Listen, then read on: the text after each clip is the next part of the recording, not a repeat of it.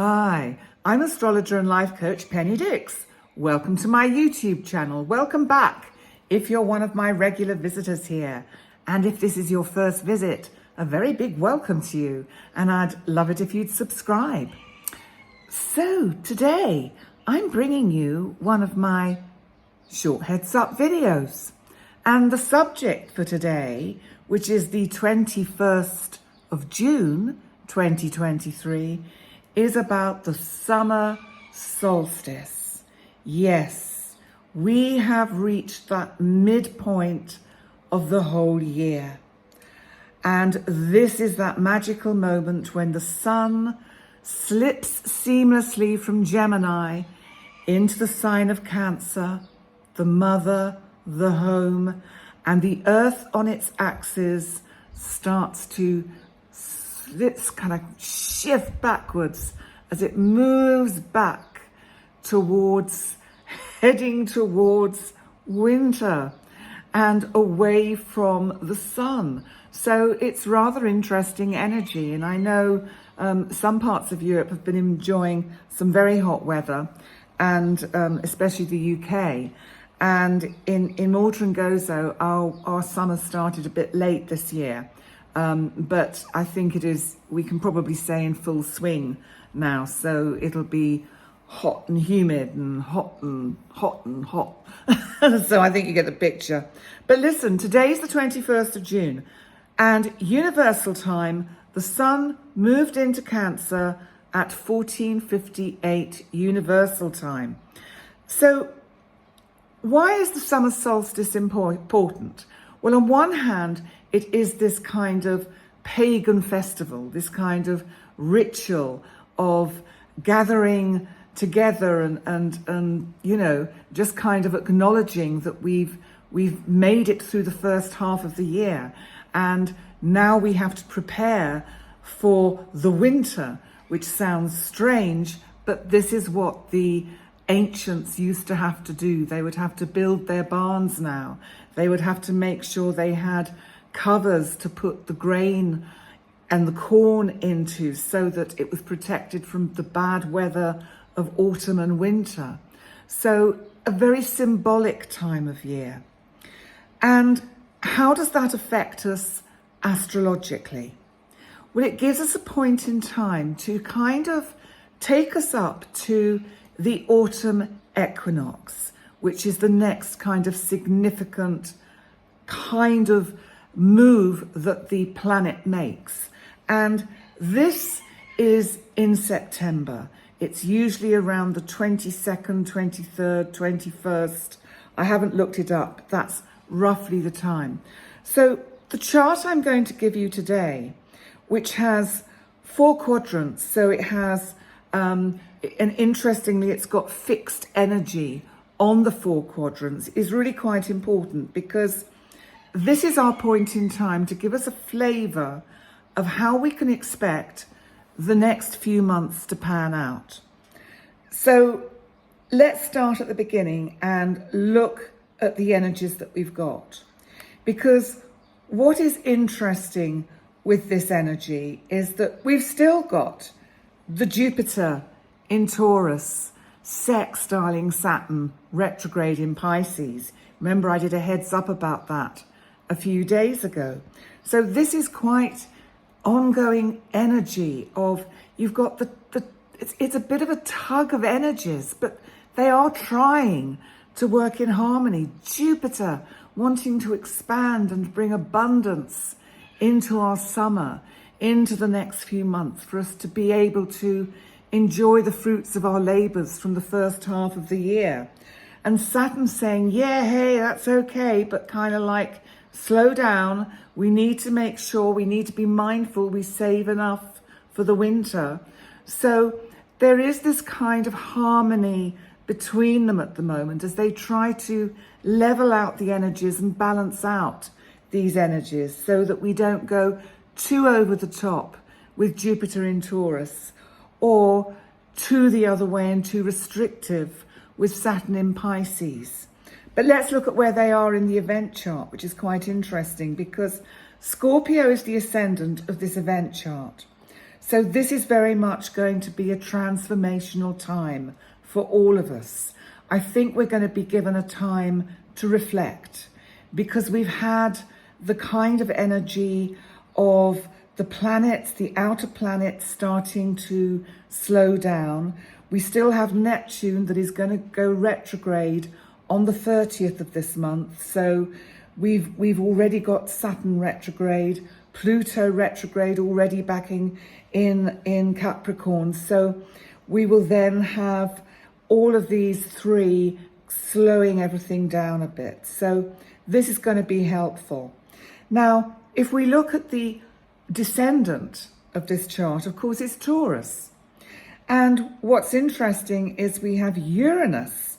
Uranus, my very big outer boy, great big gas giant of the unexpected, of surprise, and of just all kind of things. Like we can have volcanic eruptions with Uranus around.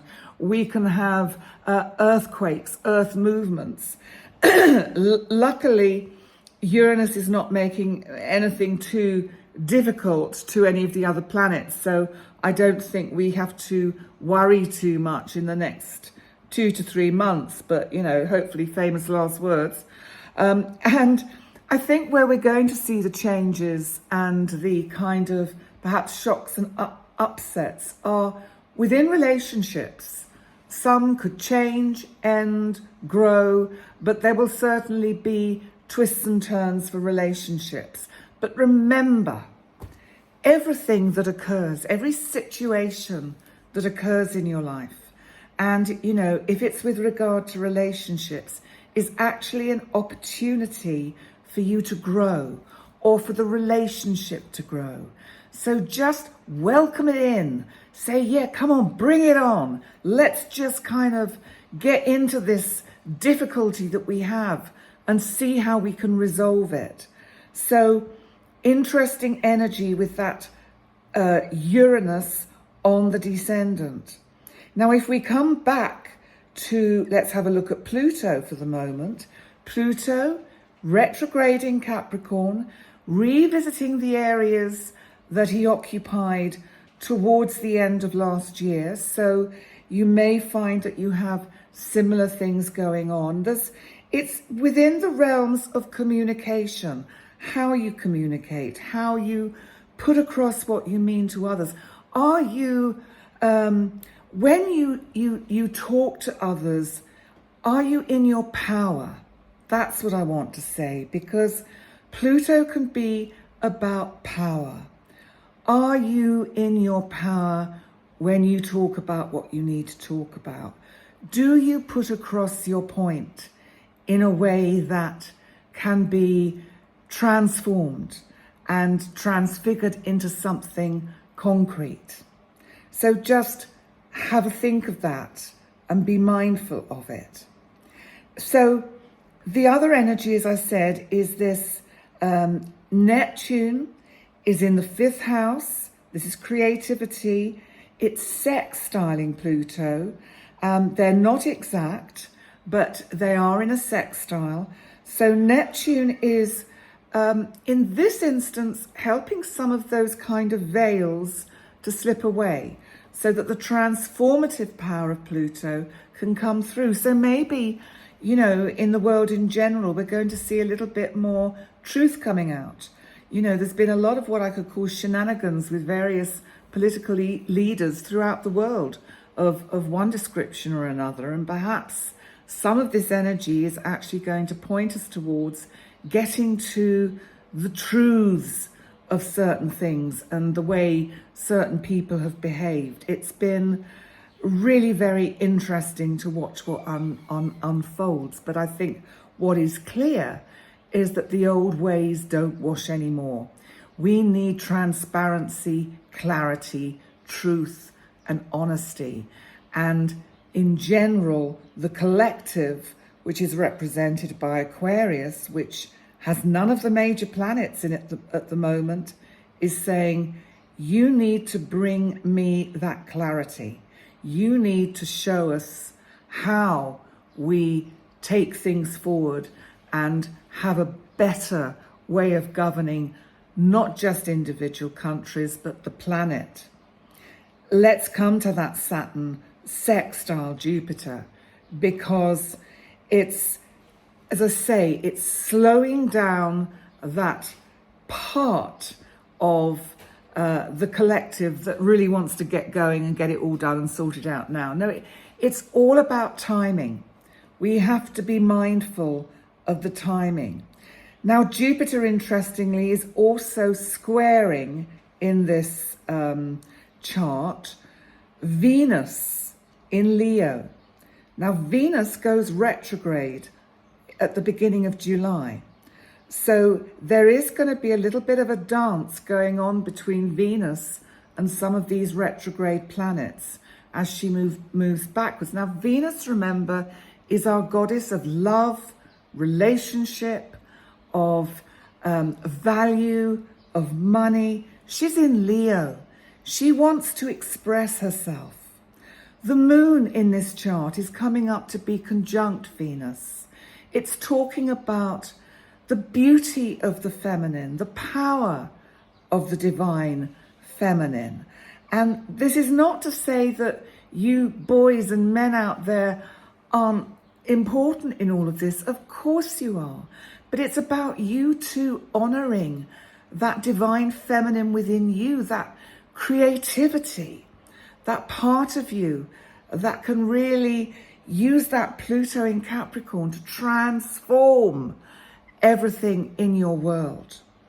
Now, it's interesting because today, Mars, our god of energy, our masculine, our god of action, sexuality, and all that kind of stuff, is conjunct Lilith, dark moon Lilith. Now, Lilith, as you know, is a little bit of a naughty demon. And Lilith gets up to all sorts of kind of shenanigans. I like that word today. I'm into shenanigans. She gets up to all sorts of twists and turns and tripping up the masculine and tripping up the feminine. So there's a little bit of this kind of, it's almost the make hay while the sun shines, you know, get out in the fields. And, you know, it's the real kind of earthy, even though this is a fire sign, it's bringing in the fixed earth of Taurus where Jupiter is, exacerbating, expanding this energy and kind of saying, you know, get out there and have fun. Procreate is really what it's all about. Procreate. Let's bring in some of these enlightened beings from out there, the star people. Let's bring them in, give them a chance to maybe put things right. The other, aspect before I bring this to a close is Mercury in Gemini. Mercury is sextiling both Mars and Lilith. So what Mercury is saying is, please communicate with wisdom, communicate with thought, and with value for each other. This is about trying to find the balance between the masculine and the feminine. We really do need to be mindful of that. And because this is a chart for a point in time, for what we may expect over the next few months before the autumn equinox, we have to look at the karmic part in this, because our karma comes from if we don't learn from what's gone wrong before. And that's what it's saying clearly in this chart, with the South Node still in Scorpio, but in the 12th house. It's like saying, learn from what's gone on before. Learn from where history has shown us that this particular way of running the world, running the planet, does not serve any of us, because the North Node in Taurus still is in the 6th house of service to others. We have to serve each other. We have to serve each other on some kind of equal basis. I know there are many, many past people in history who have talked about the need for balance and equality, and we never seem to quite achieve it. And it's a great shame that we don't. But you know, with each of these kind of astrological shifts, the cosmos is not losing faith in us. The divine is not losing faith in us. It's saying, here's another opportunity, another few pieces of the jigsaw puzzle to see if over the next 2 to 3 months you can make some little steps towards changing the way you behave in your own lives and to each other, and do things for the greater good, and do things that are kind. So if we all adopt that kind of attitude, then we can break through a lot of what Pluto back in Capricorn is trying to get us to break through.